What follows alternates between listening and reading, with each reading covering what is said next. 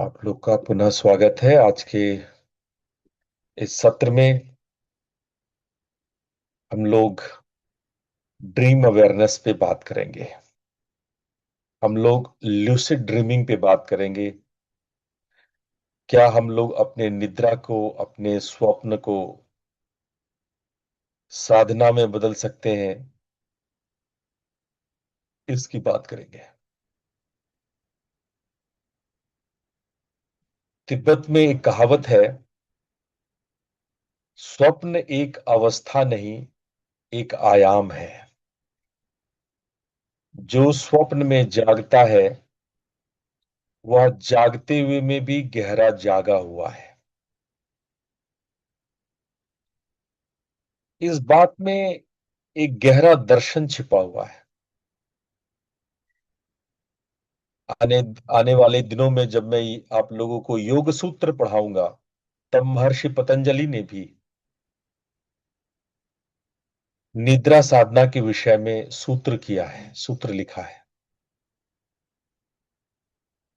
वैदांतिक ग्रंथों में भी तेजस के रूप में स्वप्न को जाना और समझा गया है।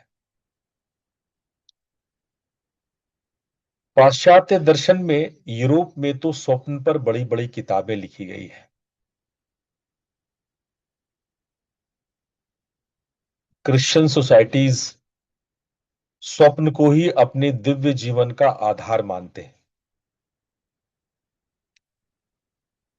स्वप्न पर बहुत सारी किताबें यूरोप के राइटर्स और साइकोलॉजिस्ट द्वारा लिखी गई, जो कुछ महत्वपूर्ण जानकारियां उनसे हमें मिलता है। आइए पहले समझते हैं कि स्वप्न क्या है, इसका नेचर क्या है, होता क्या है, हम ठीक ठीक से समझते हैं। स्वप्न का अर्थ होता है चेतना की एक अवस्था जिसमें जो हमारी बाहरी इंद्रियां हैं, जैसे आपका आंख हो गया, सूंघने की शक्ति नाक हो गई, जिह्वा हो गई, कान हो गया, त्वचा हो गया, ये जो बाह्य इंद्रियां हैं वो निष्क्रिय होता है और आपके भीतर का एक जगत, एक भीतरी दुनिया सक्रिय हो जाती है। लेकिन इसकी सक्रियता न तो पूर्ण जागृति है, ना तो आप फुल अवेयरनेस में होते हैं, ना तो वो कोई कॉन्शियस स्टेट है, और ना ही कोई शून्यावस्था है, सुषुप्ति है। अगर हम वैज्ञानिक दृष्टिकोण से इसको देखते हैं तो न्यूरोसाइंस के आधार पे REM, रैपिड आई मूवमेंट, जिसमें आपके आंख की मूवमेंट बहुत तेजी से होती है, उसको REM कहते हैं, रैपिड आई मूवमेंट। उसमें आपका ब्रेन हाईली एक्टिव होता है। आपके आंख की पुतलियों के मूवमेंट के हिसाब से वैज्ञानिक पता लगा लेते हैं कि आप स्वप्न देख रहे हैं या आप गहरी निद्रा में हैं। मेमोरी कंसोलिडेशन और हमारे भीतर इमोशनल प्रोसेसिंग होता रहता है, यानी हमारी जो दिन भर की दिनचर्या रही है, रात को सोते समय वो व्यवस्थित होता है, क्योंकि दिन भर में हमने कई रिप्रेशंस किए होते हैं, अपने भावनाओं को दबाए हुए होते हैं, तो वो इमोशनल प्रोसेसिंग होती है उस वक्त।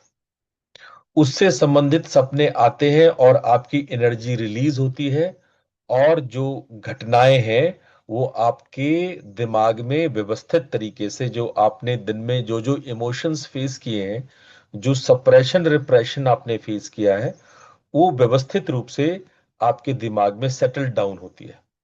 सो कहते हैं मेमोरी कंसोलिडेशन। और ये होता है आपके हिपोकैम्पस और एमिगडाला के सहयोग से। ये दोनों जब आपस में, हिपोकैम्पस और एमिगडाला मिलते हैं, तो ये दोनों ड्रीम को जनरेट करते हैं।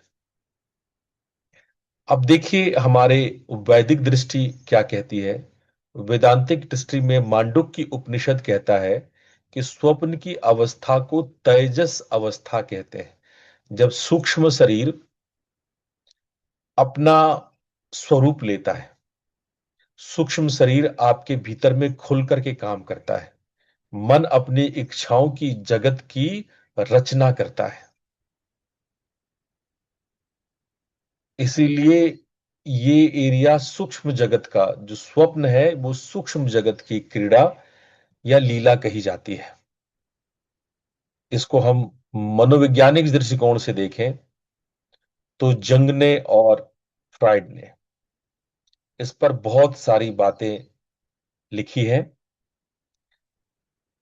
फ्राइड कहते हैं कि विश जो आपकी इच्छाएं हैं और जो आपका अनकॉन्शियस डिजायर है वो मिलकर के स्वप्न बनाता है।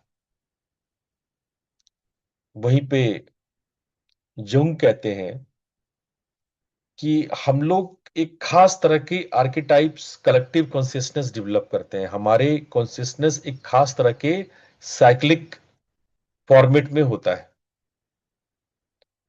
और उसी कलेक्टिव अनकॉन्शियस आगे चल के हमारे भीतर में ड्रीम उत्पन्न करता है जो कोई साइकी कॉम्पनसेशन है या साइकी का एक संदेश है। पूरे यूरोप में स्वप्न को एक संदेश माना गया। जब भी किसी देवदूत या डिवाइन मैसेज पाने की कोशिश की गई तो स्वप्न में पाई गई। आपके क्रिश्चियनिटी में जो चर्च में नन होती है या उनके फादर होते हैं, पादरी होते हैं, वो इस आधार पर अपना दिव्य जीवन डिवाइन लाइफ तय करते हैं कि उनको किस प्रकार के स्वप्न आते हैं और स्वप्न को आध्यात्मिकता का आधार मान लिया गया आपके क्रिश्चियन धर्म में। ऑल्दो वो कितना सही है कितना गलत है हम इसकी तुलना नहीं करेंगे, क्योंकि उनकी दिव्यता बहुत कुछ इसी पे आधारित है। जबकि हमारे भारत में हमारे ऋषि मुनियों ने स्वप्न की दुनिया से आगे चल के सुषुप्ति की दुनिया और उसके आगे तुरीय की दुनिया और उससे भी आगे तुरीयातीत की दुनियाओं के बारे में विस्तार से बताया, जो आपको बाइबल में नहीं मिलेगा। उस ज्ञान के बारे में किसी बाइबलिक साइंस में आपको नहीं मिलेगा। लेकिन फिर भी स्वप्न समझने जैसा है। योग और तंत्र के दृष्टिकोण से यदि हम देखते हैं तो स्वप्न प्राण शक्ति का एक क्रीड़ा है जो सटल बॉडी का एक अनुभव क्षेत्र है। हमारी नाड़ियां, हमारे चक्र, हमारी वासनाएं, सब कुछ स्वप्न में प्रकट होता है। इसलिए जैसा मैंने कहा, पतंजलि ने अपने राजयोग में भी, योग सूत्र में भी स्वप्न का जिक्र किया है। आपको अलग अलग योग के ग्रंथों में स्वप्न के बारे में विशिष्ट जानकारियां मिलेंगी जिसका संबंध हमारे प्राण शक्ति से है, मनोमय कोश से है और प्राणमय कोश से है। आइए मांडुक्य उपनिषद पर एक नजर डाल लेते हैं। मांडुक्य उपनिषद तेजस की बात करते हैं। सूत्र में पढ़ता हूं, स्वप्न स्थानोऽन्त प्रज्ञः साप्तांग एकोनविंशति मुखः प्रविविक्त भुक तेजसो द्वितीय पादः। इसको आप समझते हैं। मांडुक्य उपनिषद के श्लोक 4 में स्वप्न के किस स्थान की बात की गई है? स्वप्न में एक प्रकार का जीव जिसको तेजस कहते हैं उसकी बात की गई है। तेजस क्या है? तेजस तेज होता है, अग्नि को तेज कहा जाता है, प्रकाशमान कहते हैं इसको। और अगर आपको याद हो तो हम लोग विष्णु ग्रंथि के प्राण को भी तेजस कहते हैं। मैंने 3 प्रकार के प्राण बताए थे, ओजस, तेजस और रेतस। आइए तेजस को थोड़ा और समझते हैं। सूक्ष्म इंद्रियों को भोग करने वाला, है ना। इसके बारे में मांडुक्य उपनिषद कहता है कि जो सूक्ष्म इंद्रियों को भोग करता है, यानी उस समय हमारी सूक्ष्म इंद्रिय, स्थूल इंद्रिया क्या है? ये आंख, ये नाक, ये त्वचा, जिह्वा, ये स्थूल हो गया। तो सूक्ष्म इंद्रिया, जब आपको स्वप्न में कुछ दिखाई पड़े, स्वप्न में कुछ सुनाई पड़े, स्वप्न में गंध या स्वाद या स्पर्श का आभास हो, तो वास्तव में देखा जाए तो बॉडी उसको अनुभव नहीं कर रहा है, वो सूक्ष्म रूप से हमें महसूस हो रहा है। 7 अंग और 19 मुख, साप्तांग एकोन विंशति मुख। कहते हैं कि उसके 7 अंग होते हैं इस जीव के, तेजस नाम के इस जीव के 7 अंग होते हैं और 19 मुख होता है। देखो, मांडुक्य उपनिषद जब इस तरह की भाषा कहता है, एक ऐसा जीव, ये एलियन टाइप का आपको मालूम पड़ेगा कि एक ऐसा एलियन टाइप का जीव है जिसमें एकोन विंशति मुख, 21 मुख है इसका, और इसके 7 अंग हैं। अब ये 7 अंग, ये हमारे शरीर के ही बारे में है। जागृत अवस्था में जिस शरीर को हम जानते हैं, वो 7 अंग, षडंग क्या है और सप्तांग क्या है, इस विषय को भी हमें समझना चाहिए। हमारे शरीर के 2 हाथ, 2 पैर, काम इंद्रियां जो उपस्थित और गुदा है, उदर और छाती है, और हमारा सिर है, ये मिला के 7 होते हैं। तो इसको, ये भी हमारे स्वप्न में सटल तरीके से विद्यमान रहता है। मन ही सब कुछ प्रोजेक्ट करता है, और कुछ भी एक्सटर्नल, कुछ भी चीज बाहरी नहीं है। फिर जो इंटरेस्टिंग है इस सूत्र में, एकोन विंशति मुख, क्या है 21 चीज? 5 ज्ञानेन्द्रिय, 5 कर्मेंद्रिय, 5 प्राण, मन, चित्त, बुद्धि, अहंकार। ये ये मिला दो तो मिलके हो जाएगा 19। ये 19 हो जाएगा, और इस 19 फैकल्टीज को ही एकोन विंशति मुख कहा गया, 19 मुख वाला। फिर प्रविविक्त बुक, इंजॉयर ऑफ इंटरनल। प्रविविक्त मतलब होता है केवल आंतरिक। स्वप्न में कोई बाहरी वस्तु नहीं है, सब हमारे भीतर में, जो हमने अब तक देखा, सुना, जाना है, जो हमने कल्पना विकल्पना की है, जो हमने सप्रेस रिप्रेस किया है, जो हमने पिछले कई वर्षों से जो हमने मेमोरी वर्कआउट किया है, वो सब भीतर की ही चीजें बाहर आती है।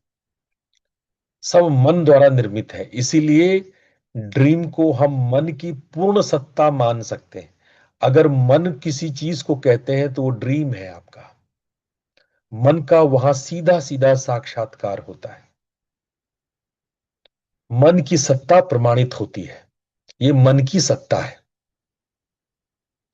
हम जब जागृत होते हैं तो मन इतना तेज काम करता है, इतनी जल्दी जल्दी बदलता है कि हम मन को समझ नहीं पाते हैं। और हम, दूसरी बात कि हम बाहर की ओर देखे रहते हैं, बाहर की ओर उन्मुख होते हैं, बहिर्मुखी होते हैं। आउटसाइड इंद्रियां हमारी खुली होती है, हम बाहर से इनपुट्स लेते हैं। इसलिए हम जगे समय में, जागृत समय में, हम मन को पूरी तरह से महसूस नहीं कर पाते। स्वप्न में हम पूरी तरह से उसको महसूस करते हैं।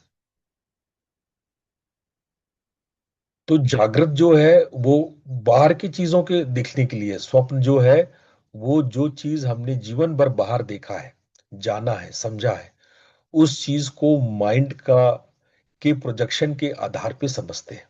माइंड उन चीजों को कैसे लेता है, कैसे उसको अपने भीतर सिंक्रोनाइज किया हुआ है, उस चीज को हम ड्रीम में देखते हैं। विटनेस, हम वो विटनेस जो बाहर रहता है वही विटनेस अंदर भी रहता है, दृष्टा वही है, लेकिन आपके दृष्टिकोण बदल जाएंगे, नजरिया बदल जाएगी, ऑब्जेक्ट बदल जाएगा। ठीक है। हम अगर सबस्ट्रेट ऑफ ड्रीम को समझना चाहें कि स्वप्न का अधिष्ठान कहाँ है,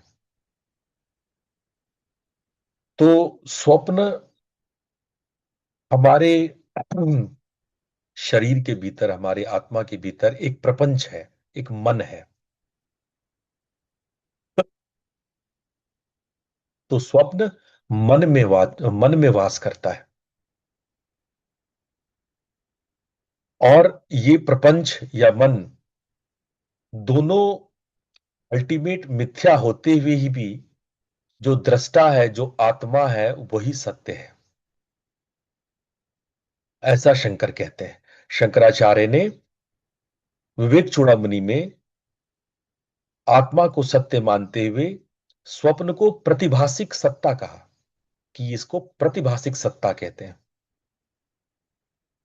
आइए थोड़ा स्वप्न के विज्ञान को समझें।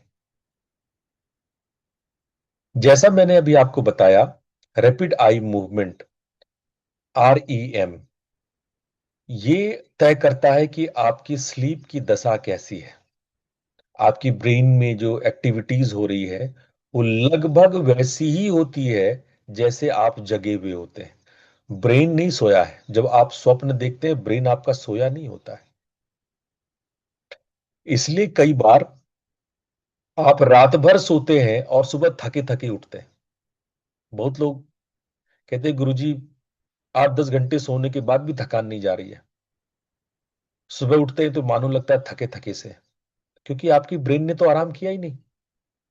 आप तो तब भी उतने ही एक्टिव थे जितने आप जगे में रहते हैं। आपकी ब्रेन को तो आराम मिला ही नहीं। केवल आपका मसल्स जो है, आपका जो शरीर है, वो पैरालाइज्ड हो गया था, वो पैरालिसिस हो गया था।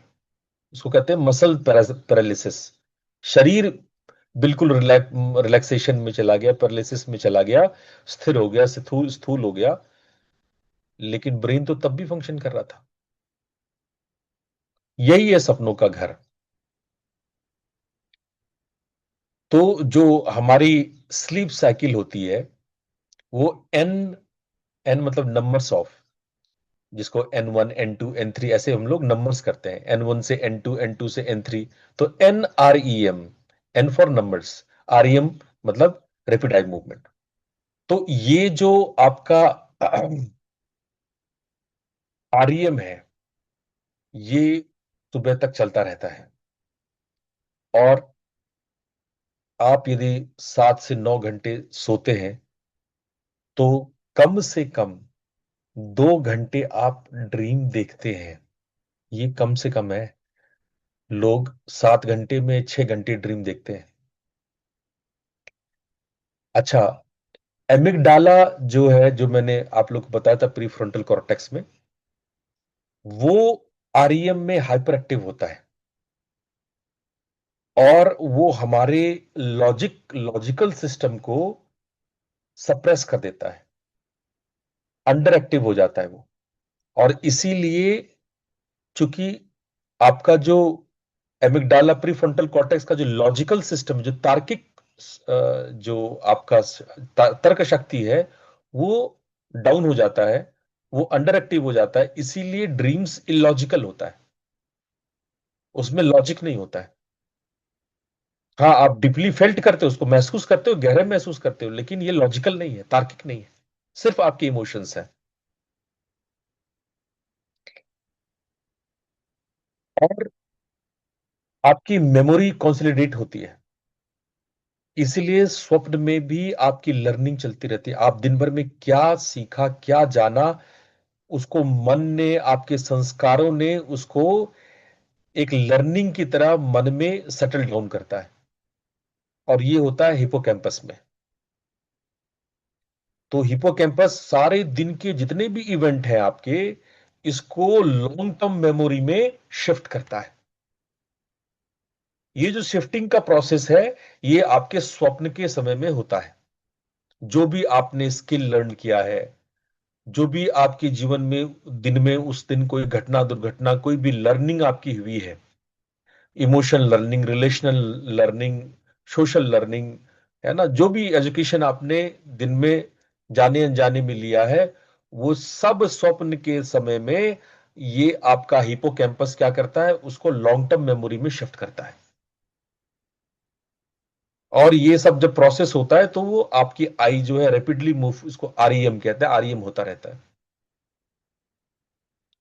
और ये प्रोसेस कैसे होता है, ये आप इसको लॉन्ग टर्म मेमोरी में कैसे ले जाते हो, तो इसके पीछे जो केमिकल वर्क करता है उसको कहते हैं न्यूरोट्रांसमीटर्स। ये जो न्यूरोट्रांसमीटर्स होते हैं, ये हमारे दो न्यूरॉन्स के बीच में जो जो जोड़ है, देखो न्यूरॉन कई जाल की तरह आपके पूरे ब्रेन में छाया हुआ है। तो एक केमिकल है एसिटा एसिटाइक्लोलाइन। एसिटाइक्लोलाइन में वो अपवर्ड मूवमेंट होता है, सेरोटोनिन में वो नीचे की तरफ मूवमेंट होता है, और नेरोपाइनेफ्रिन में वो नीचे की तरफ मूवमेंट होता है। ये मूवमेंट्स है। ये ये केमिकल्स एक न्यूरॉन से दूसरे न्यूरॉन में ट्रांसफर होते हैं। और ये ट्रांसफॉर्मेशन जब होता है, जब एक न्यूरॉन दूसरे न्यूरॉन में ये केमिकल फॉरवर्ड करता है, ट्रांसफर करता है, तो हमारे ब्रेन में वो जो हमारी अनुभूतियां हैं वो स्टोर होती चली जाती है। इसमें जो मेन रोल करता है वो डिफॉल्ट मोड नेटवर्क, डीएमएन का होता है, जिसको हम लोग ड्रीम जनरेटर भी कहते हैं। ये जो हमने दिन में देखा है उसको ठीक ठीक वैसा ही रात में रिपीट करता है, और वो same circuits of imagination create होता है। आपकी मेमोरी, फ्यूचर प्लानिंग्स, ये सारा कुछ लॉन्ग टर्म में जाता है।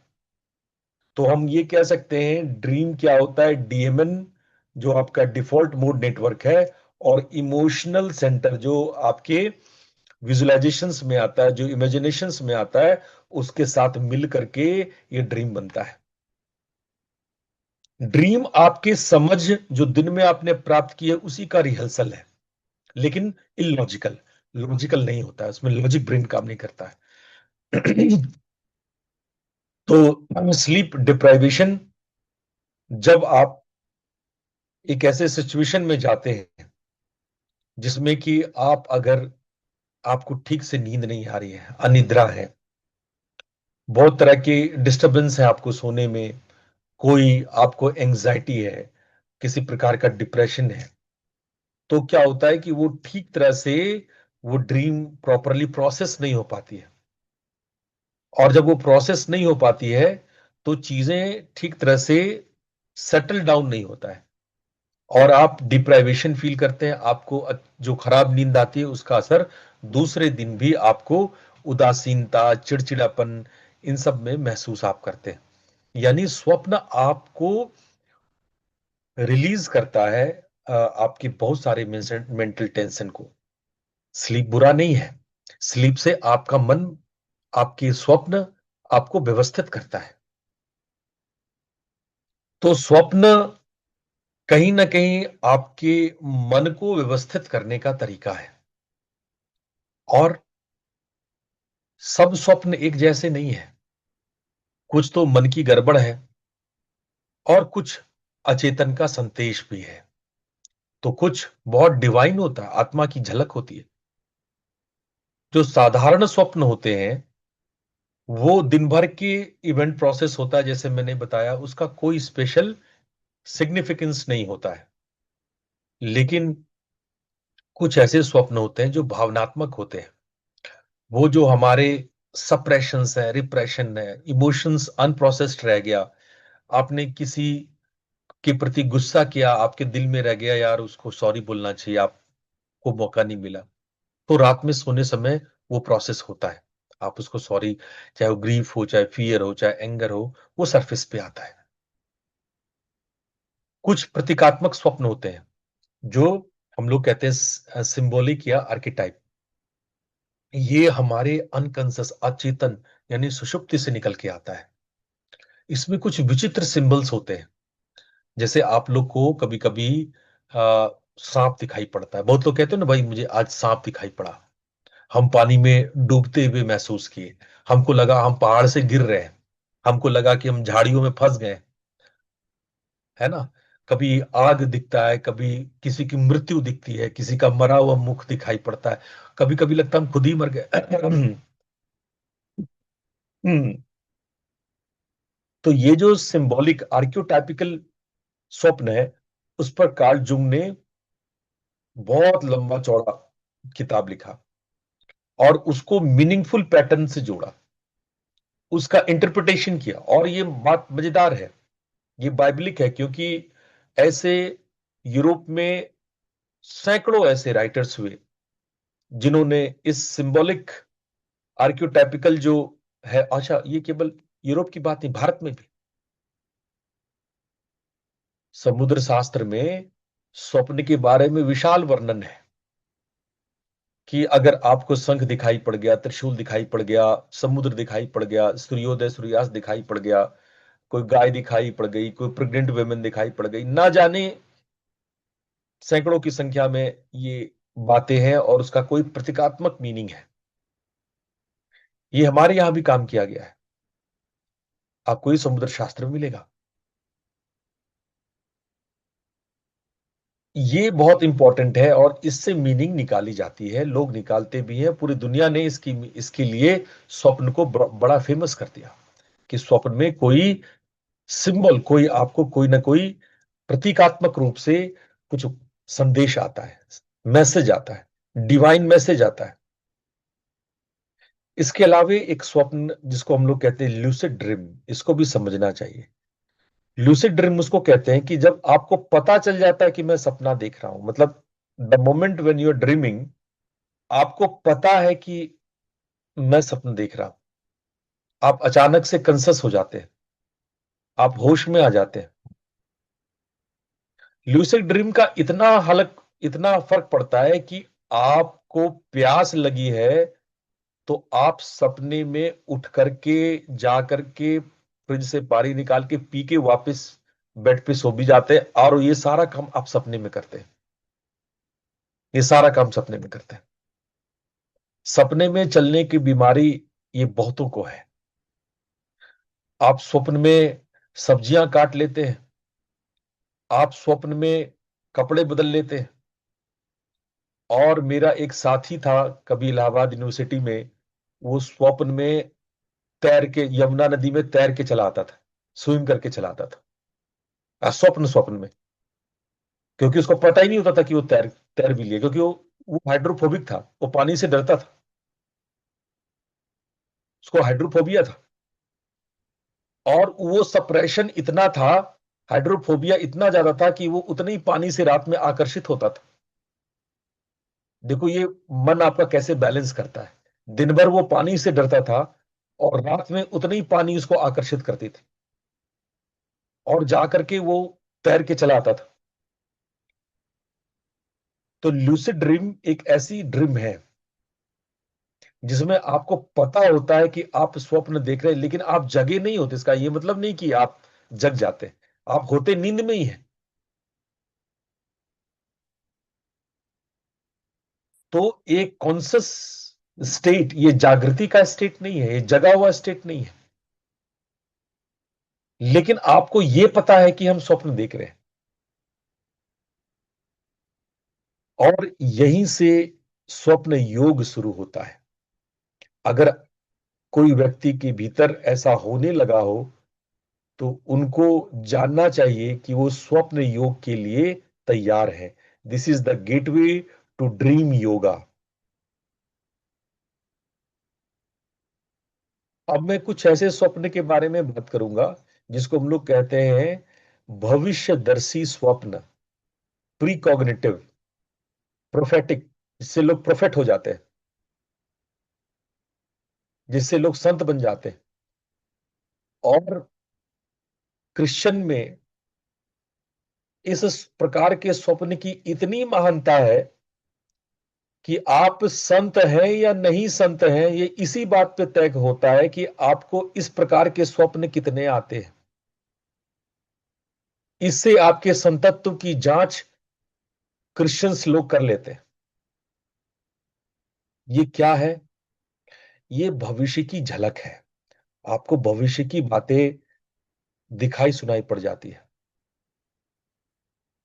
इसको जुंग साहब ने भी बहुत अच्छे से सिंक्रोनाइज किया। लेकिन संतों महात्माओं ने इसको सिद्ध किया। हम सबके जीवन में भी कोई ऐसा नहीं है कि ये किसी किसी के जीवन में आता है, ये हम सबके जीवन में आता है। हम लोग कई बार स्वप्न में आने वाले चीजों को देख लेते हैं। कभी कभी ऐसा महसूस होता है हम लोग को कि अरे ये तो पहले हुआ है, पहले कभी हुआ है। हो सकता है उस चीज को आपने स्वप्न में देख रखा हो। तो भविष्यदर्शी स्वप्न बहुत ही दिव्य और संतत्व के रूप में देखा गया। उसके अलावा एक और स्वप्न को कैटेगराइज करते हैं हम लोग दिव्य स्वप्न के रूप में। और इसमें हम लोग को स्वप्न में देवी देवताओं के डायरेक्ट दर्शन होते हैं। हम लोग अपने देवी देवताओं से कोई टीचिंग रिसीव करते हैं। और इसमें कोई केवल क्रिश्चियन संतों का नाम नहीं है। मीला रेपा है, रामकृष्ण परमहंस है, स्वामी विवेकानंद है, सबने इस बात को कहा है। इसको विजनरी या कॉस्मिक ड्रीम्स कहते हैं। स्वप्न में आकर के ये गुरु लोग संदेश देते हैं। और ये गुरु खूब करते हैं। गुरुओं का स्वप्न स्वप्न आना, खासकर आपके जो भी आध्यात्मिक गुरु हैं, उनका स्वप्न आना साधारण नहीं माना जाता है।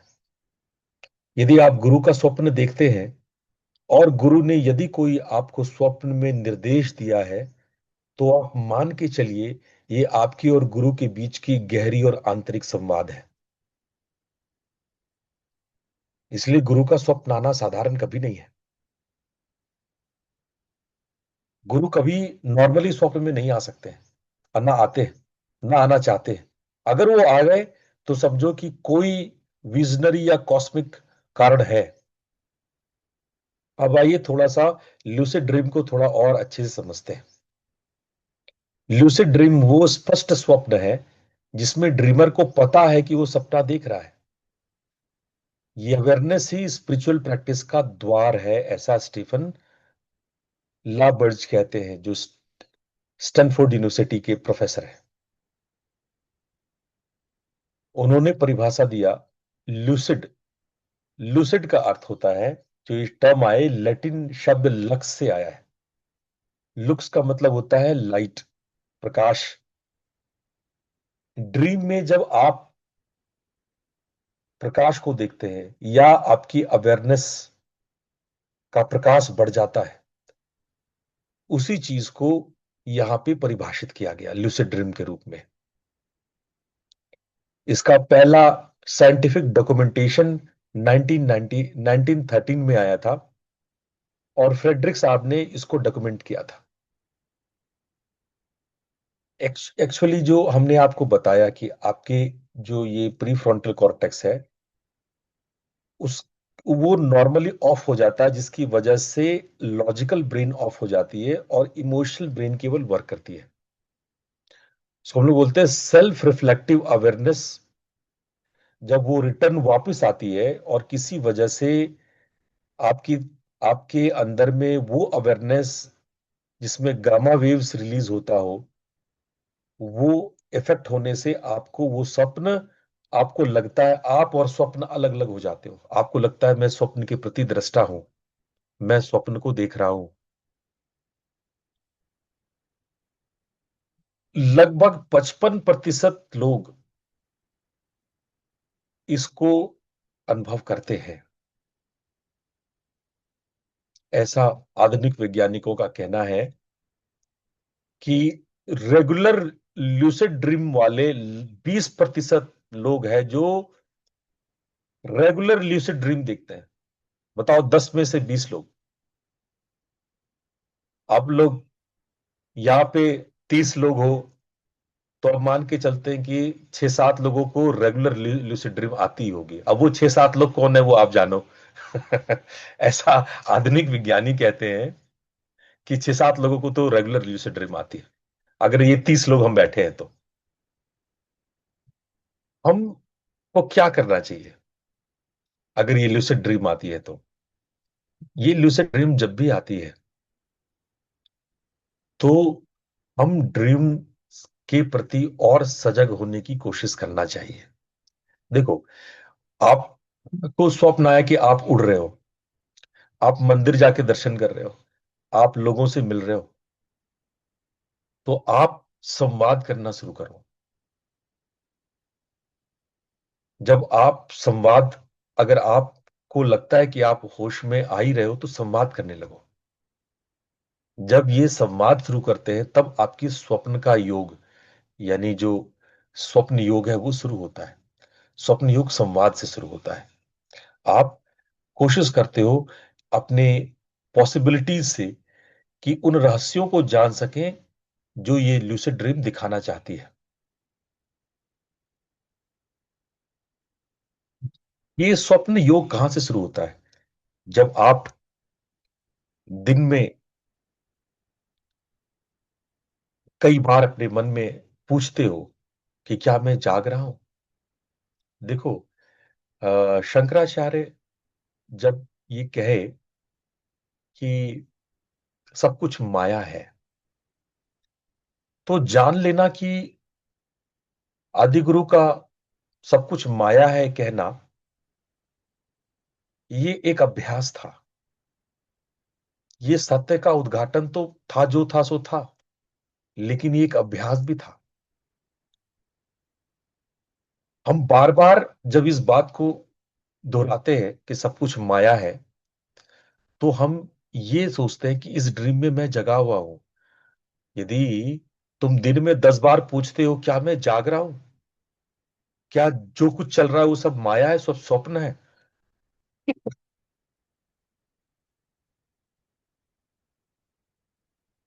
क्योंकि आदिगुरु शंकराचार्य मानते हैं कि ये जागृत अवस्था भी स्वप्न जैसा ही है, जगत स्वप्नवत।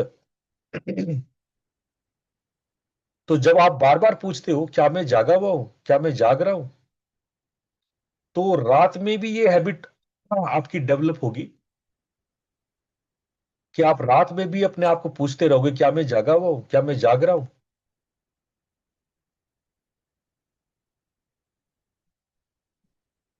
और इसकी प्रैक्टिस हम लोग कराते हैं। जब हम लोगों को किसी को स्वप्न योग की प्रैक्टिस करानी है, तो हम हर 30 मिनट में कहते हैं अपने हाथों को देखो, उंगलियों को गिनो और कहो क्या यह सपना है।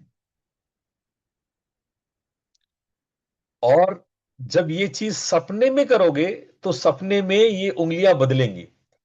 ये 10 की जगह 15 उंगली गिन लोगे। एक हाथ में 4 कभी गिनोगे, कभी 6 गिनोगे।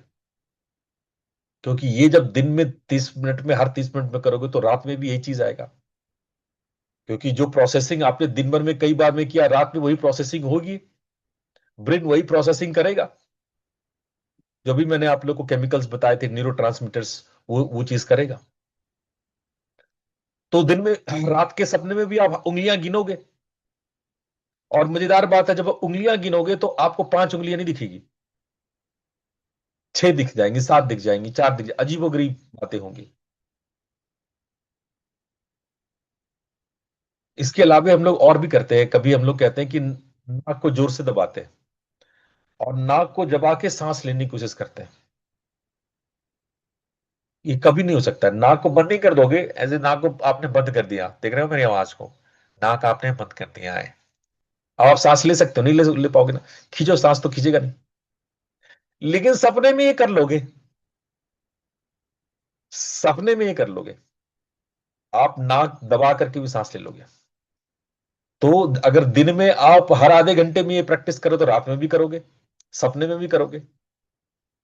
देखो, ये सब ट्रिक्स है। कोई भी टेक्स्ट पढ़ो, और फिर उसको दोबारा पढ़ो। ठीक है। हर आधे घंटे में वो टेक्स्ट पढ़ोगे, रात में भी स्वप्न में आएगा। लेकिन मजेदार बात है कि रात में वो टेक्स्ट बदला हुआ होगा, उसके जो अक्षर है वो नाचते हुए दिखाई पड़ेंगे। ये सब ल्यूसिड ड्रीम में ले जाने का तरीका मैं आपको बता रहा हूं। कोई बहुत सारे लोग वो हाथ में ऐसे गोल घुमाने वाले, नहीं बीच में बहुत चली थी खिल, गोल गोल जो घूमता था, घिरनी टाइप का, है ना। हर लोग उसको अपनी उंगलियों पे नचाते रहते थे। वो दिन भर अगर आप नचाओगे तो रात में भी आएगा वो चीज। वो घिरनी रात में भी आपके दिमाग में नाचेगी, लेकिन वैसी नहीं नाचेगी। वो रुकेगा ही नहीं, उसके नाचना रुकेगा ही नहीं। ऐसे हाथ पे तो धीरे धीरे धीरे करके रुक जाता है, लेकिन ये चक्री, ये घिरनी सपने में रुकेगी ही नहीं। तो आप उसी तरह से घड़ी का है, आप अगर बार बार अपनी घड़ी देखते हैं, दिन भर में 100 बार घड़ी देख लेते हैं, 200 बार घड़ी देख लेते हैं, तो सपने में भी घड़ी आएगी, लेकिन वो टाइम जोन बदल जाएगा। तो ये सारे कुछ स्पष्ट लूसिड ड्रीम को देखने के तरीका है। इसमें भी वैज्ञानिकों ने 3 पार्ट में बांटा: माइल्ड, वाइल्ड और WBTB। ये कोर लूसिड टेक्निक्स है। माइल्ड तब होता है जब आप सोने से पहले सोचते हो कि आज मैं लूसिड ड्रीम करूंगा, आज मैं सोते सोते जगूंगा, आज मैं अपने सपनों को देखूंगा, आज मैं क्लियरली देखूंगा कि सपने में होता क्या है। इसको माइल्ड कहते हैं। और WBTB होता है जब आप, जब सो के उठते हैं तो आधे घंटे 1 घंटे के लिए जागते हैं और फिर सो जाते हैं। ये जो कोशिश किया जाता है, इस तरह के जो प्रयोग किए जाते हैं, वो WBTB के बहुत सारे और भी प्रयोग हैं। ऐसे मैं बताने लगूं तो ये पूरा दिन भर, ये पूरा डीप साइकोलॉजी है। पर जो भारत के लोगों ने सबसे ज्यादा वर्कआउट किया वो माइल्ड और वाइल्ड था। कि जागते जागते भी हम ड्रीम में एंटर कर सकते हैं। हम अपने आप को हिप्नोगोगिक स्टेट में, जैसे योग निद्रा है या मंत्र साधना है या जगत को स्वप्न के रूप में देखना है, ये इस तरह की चीजें आपको वाइल्ड फेज में एंटर एंटर कराती है। और आपको लगेगा हम जगे हैं, लेकिन अपने शरीर, जैसे योग निद्रा में नहीं होता, आप चाहोगे कि अपने पैर हिला लो, नहीं हिला पाओगे, हाथ हिला लो, नहीं हिला पाओगे, बॉडी पैरालिसिस में चली जाती है।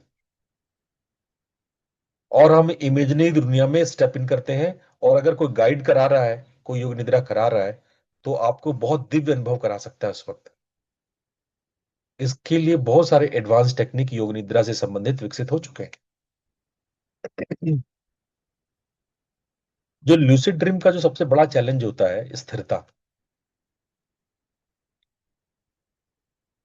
वो स्थिर नहीं होती है, कंट्रोल्ड में नहीं होती है। क्योंकि आपका जो ये तार्किक ब्रेन है वो लगभग सोया हुआ है।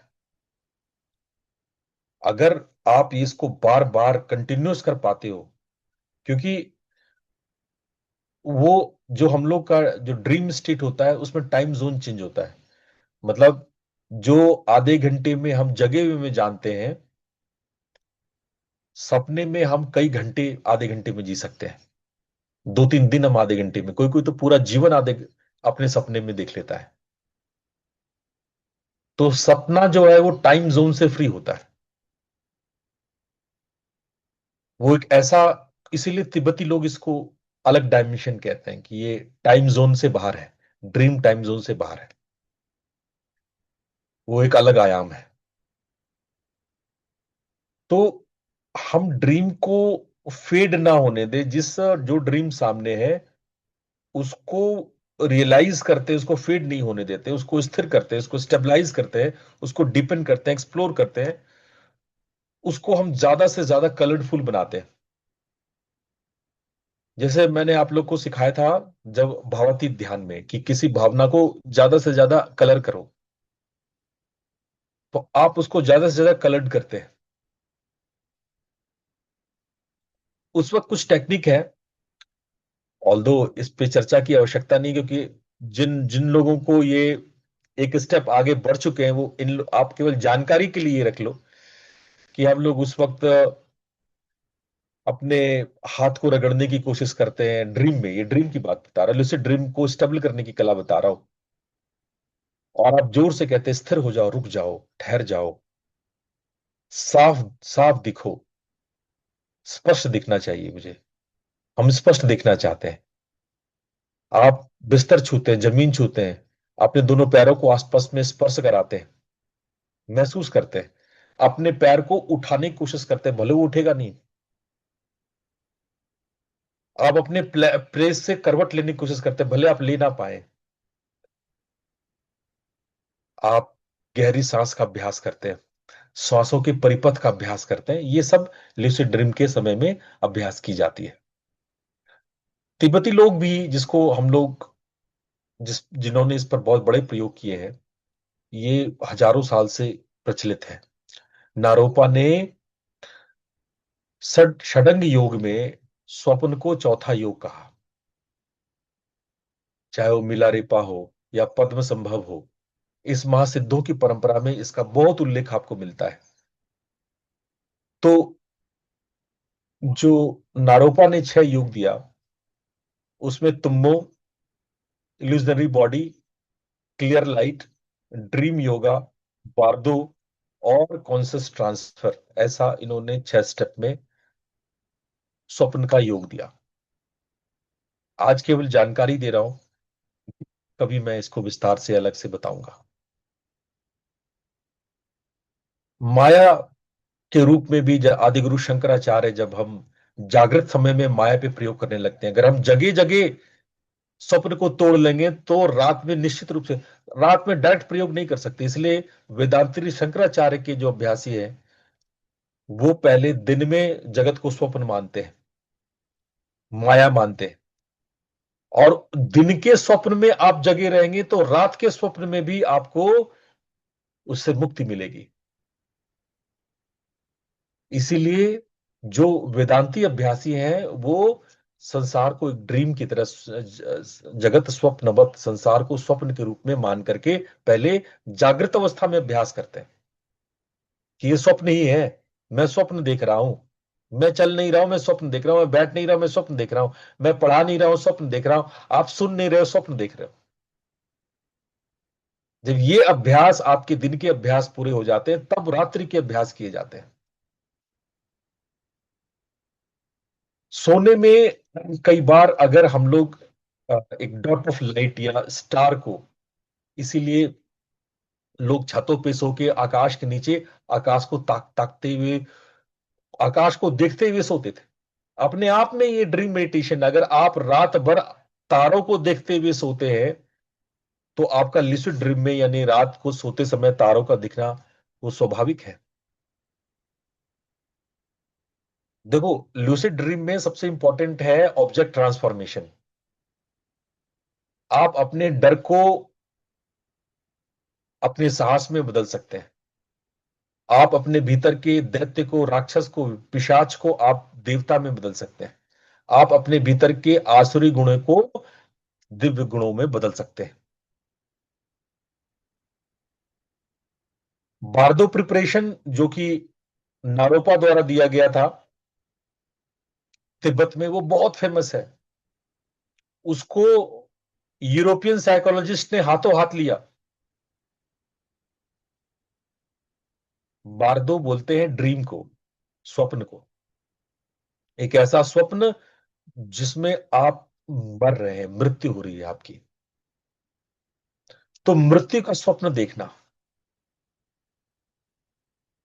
इसीलिए इस अभ्यास में सोने से पहले ये भाव किया जाता है कि अब हम मर रहे हैं। अब हम मृत्यु अब हम मृत्यु को प्राप्त हो रहे हैं। जब आप ऐसा बार बार सोचेंगे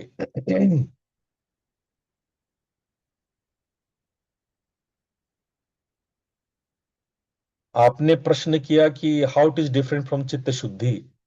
चित्त शुद्धि बहुत अलग विषय है श्रीवास्तव जी। ये प्रोजेक्शन है, शुद्धि नहीं है। शुद्धि का मतलब होता है साफ करना, क्लीनिंग। और ये जो है ये प्रोजेक्शन है, ये इसको कहते हैं विक्षेप। हम विक्षेप के द्वारा भी प्राप्त कर सकते हैं। तंत्र का जो मेथड है वो ये नहीं है कि आप अपने गंदगी के साथ साधना नहीं कर सकते। अगर आपके अंदर में विक्षेप है तो आप साधना नहीं कर सकते, आप विक्षेपों के साथ भी साधना कर सकते हैं।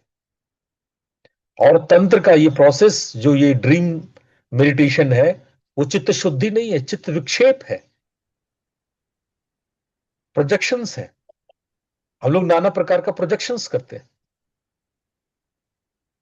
प्रणाम गुरुजी। गुरुजी, चित्त शुद्धि में भी जब हम क्लोज करते हैं तो कुछ एक मतलब एक तो होता है क्लीनिंग, दैट इज प्रोसेस। कोई इमोशंस अगर स्टकअप है 5 years एज एंड ऑल दो 6, लेकिन जब हम क्लोज करते हैं तो बोलते हैं कि भाई I am happy, I am स्वस्थ, एवरीथिंग। तो वो भी तो ट्रांसफॉर्मेशन हुआ गुरुजी। ट्रांसफॉर्मेशन तो दोनों में होता है, चित्त शुद्धि के प्रोसेस में भी होता है। लेकिन जब आप चित्त शुद्धि टर्म देते हैं, चित्त शुद्धि शब्द योग सूत्र से आया है, ध्यान रखिएगा। चित्त शुद्धि में वैराग्य होता है, चित्त शुद्धि में त्याग होता है, चित्त शुद्धि में सफाई होती है, क्लीनिंग होती है। और क्लीनिंग के लिए त्याग का माध्यम अपनाया जाता है, छोड़ा जाता है। यहां हम छोड़ नहीं रहे हैं। होती सफाई दोनों में है, लेकिन ये तांत्रिक प्रोसेस है। इसमें हम किसी चीज को पकड़ते हैं, हम इसलिए पकड़ते हैं ताकि बाकी चीजें साफ हो जाए। होती होती शुद्धि है, लेकिन टर्म्स की बात है। जब आप चित्त शुद्धि शब्द यूज करते हैं ना, तो चित्त शुद्धि शब्द का मतलब है कि आप त्याग कर रहे हैं प्रोजेक्शंस का, आप विक्षेपों का त्याग कर रहे हैं। ये टर्मिनोलॉजी की बात है, होता दोनों में प्रक्रिया है। आप तंत्र से भी सिद्ध होते हैं, योग से भी सिद्ध होते हैं। लेकिन हम विक्षेपों को पकड़ करके सफाई करते हैं। इसीलिए यहां पे चित्त शुद्धि वर्ड यूज नहीं किया जाता है। चित्त शुद्धि का जो सबसे पहला शाब्दिक, देखो, हमारे शास्त्रों में सभी शब्द की डिफिनेशन है। आप वो शब्द यहां पे यूज नहीं कर सकते। जिन अर्थों में वेदांत ने आनंद को यूज किया है, सांख्य ने आनंद को उन अर्थों में यूज नहीं किया है। इसलिए शब्दों की कीमत है।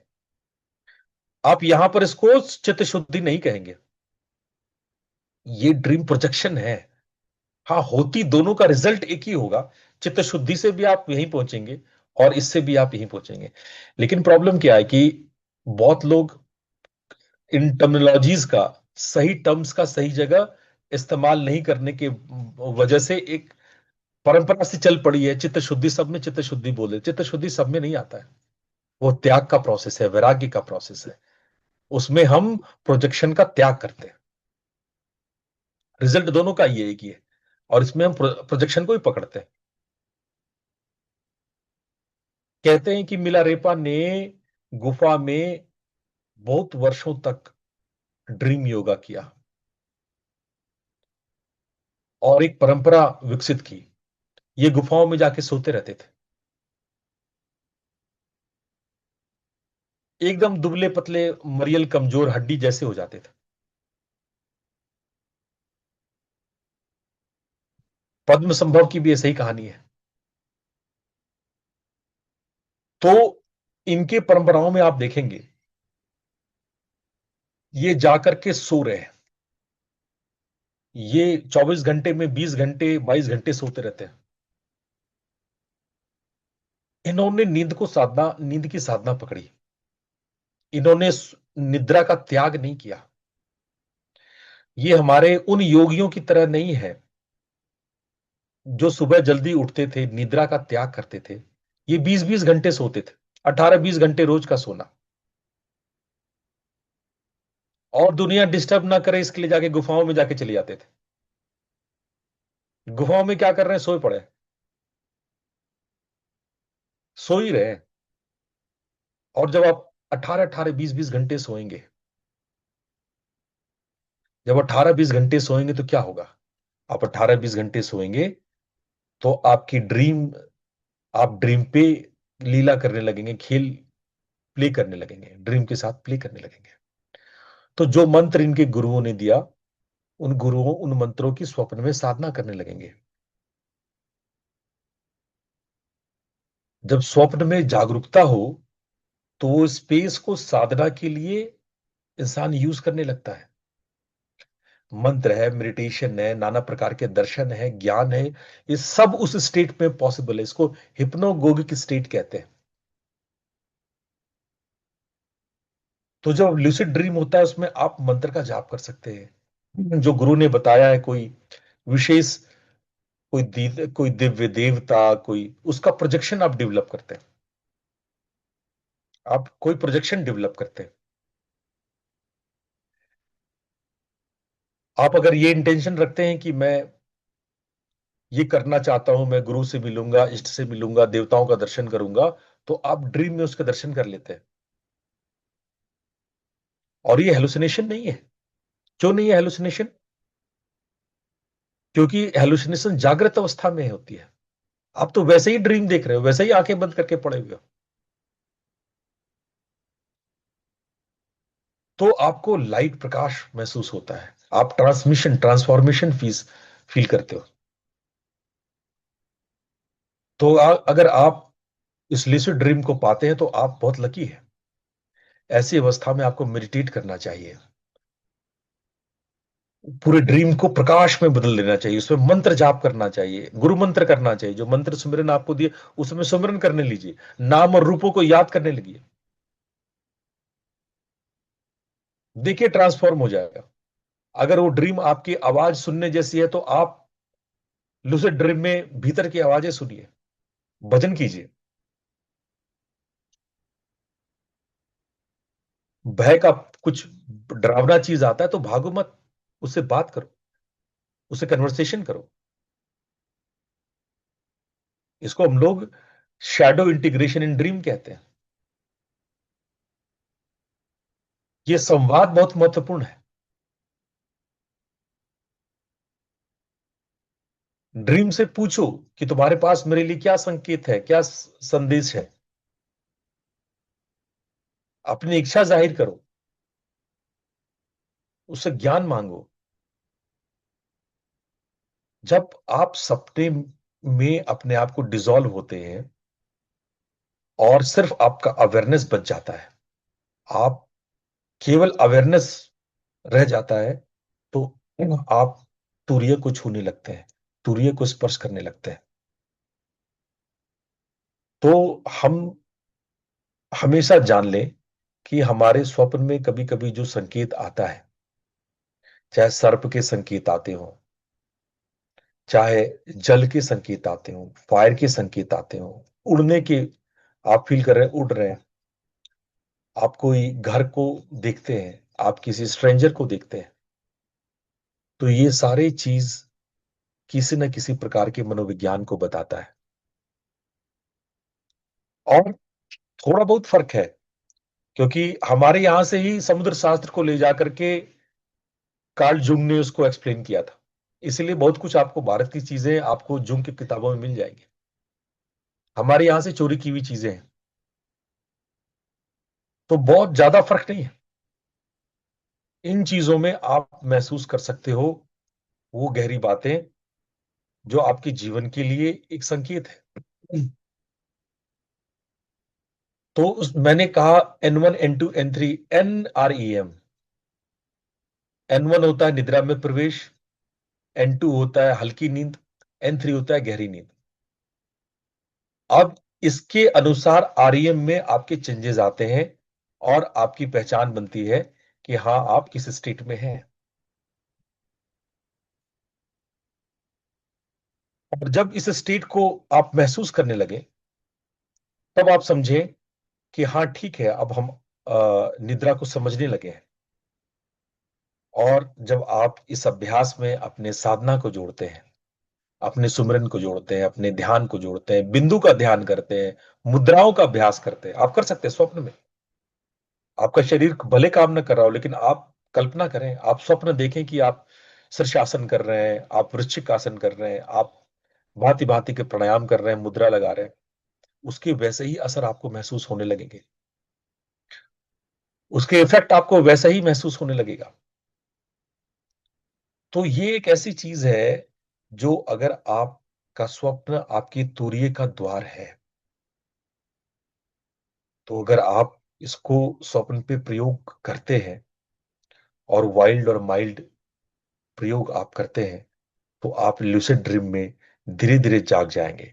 जागते हुए सपनों में जागना सीखो, सपने में जागते हुए चेतना को जानो, और दोनों की ही जागृति चेतना आपको मुक्त की ओर ले जाती है। तो ये इन बातों के साथ हम आज का सत्र का विराम लेंगे। मैं चलते चलते एक दो बातें कहना चाहता हूं। एक तो आप जो भी हम लोग कोशिश कर रहे हैं, रितान्वेशी की टीम की तरफ से जो कोशिश हो रही है कि आप लोगों को नाद योग की पुस्तक का छोटे छोटे पहलू का, जो आप लोगों को मीडिया में, सोशल मीडिया में, चाहे वो फेसबुक हो, इंस्टाग्राम हो, चाहे वो लिंक्डइन हो, व्हाट्सएप चैनल हो, इसके द्वारा आप इनको देखें, इन पर अपने कमेंट्स करें। बड़ी जटिल बातें हैं इसमें। अगर हम अगर आप उसको सुनते हैं, देखते हैं, उस पर अपनी कुछ बातें पूछते कहते हैं, तो ये जन जन तक फैलता है। ये टेक्निकल टर्म है। जो लोग सोशल मार्केटिंग जानते हैं वो इस बात को जानते हैं। हमारी बातें तब ज्यादातर लोगों तक पहुंच सकती है जब आप लोग उसको देखेंगे।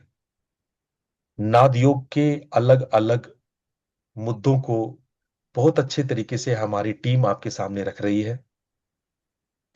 इस टीम को आप प्रोत्साहन दें। इस टीम जो दिन रात मेहनत कर रही है, उसको आप देखें, उस पर अपनी प्रतिक्रिया दें। इससे हमारी टीम को स्ट्रेंथ मिलता है। इससे हमारी टीम जो नाद योगा पर लगातार अध्ययन कर रही है, नाद योगा को अध्ययन करके उसको एआई फॉर्मेट में ला करके आपके सामने आपको समझाने की कोशिश कर रही है, आपके लाइक करने से, उन पर कुछ लिखने से उनको संबल मिलेगा। तो आप जरूर ऐसा करें। कल हम लोग फिर इसी समय मिलेंगे। आप सब लोग को प्रणाम। प्रणाम बात गुरु कहना चाह रही हूँ। प्रणाम। नाम गुरुजी। गुरुजी हाँ। मैं प्रणाम व्हाट्सएप पे गुरु जी। ही हूँ। हाँ जी। मैं सिर्फ व्हाट्सएप पे ही हूँ, मैं इंस्टाग्राम पे और फेसबुक पे नहीं हूँ। मैं कहाँ देख सकती हूँ? व्हाट्सएप चैनल आपने ज्वाइन किया हाँ है, हाँ जी, हाँ व्हाट्सएप जी, हाँ चैनल जी। पे आप देख सकते हैं। ठीक है। ठीक है गुरुजी, धन्यवाद गुरुजी, धन्यवाद। प्रणाम गुरु जी। प्रणाम गुरुदेव। प्रणाम गुरुजी। प्रणाम गुरुजी। प्रणाम गुरु जी, धन्यवाद। प्रणाम। प्रणाम गुरुदेव। प्रणाम।